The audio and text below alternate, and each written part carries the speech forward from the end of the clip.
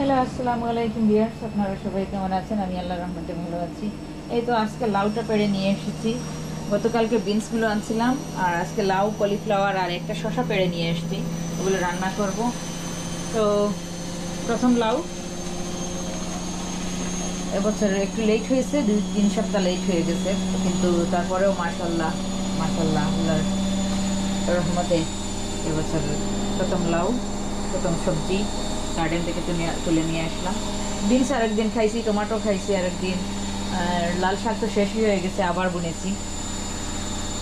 তো সঙ্গেই থাকুন।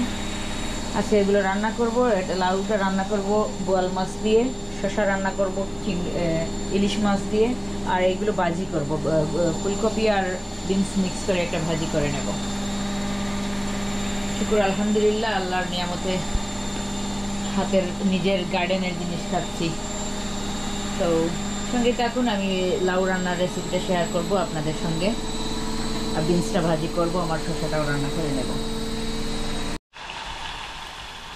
এটা এখানে আমার শসাটার মধ্যে আমি হলুদ, মরিচ, ধনিয়া, জিরা সবগুলো মশলা দিয়ে দিয়েছি, এবং শসাও কেটে রেখে দিয়েছি। তারপর ফুলকপিগুলো এর মধ্যে দিয়ে দেবো। মশলাটাকে ভালোভাবে কষিয়ে নেব।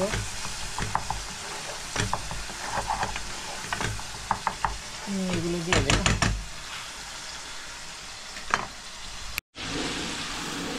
লাউয়ের জন্য হলুদ, ধনে, জিরা আর কাঁচামরিচ দেবো, আমার ঘ্রাণালা কাঁচামরিচটা দিয়ে দেবো এক্ষুনি, তাহলে গ্রামটা বের হয়ে আসছে।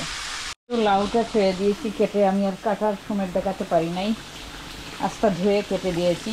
3 ভাগের 2 ভাগ রান্না করতেছি, 1 ভাগ আমার ফ্রেন্ডকে দিয়ে দিয়েছি, আর এইখানে মাছটা ভেজে নিয়েছি, আর এই শসা আর ফুলকপিটাও কষে গেছে, এটাকে মাছটা ভেজে নিয়ে দিয়ে দেবো।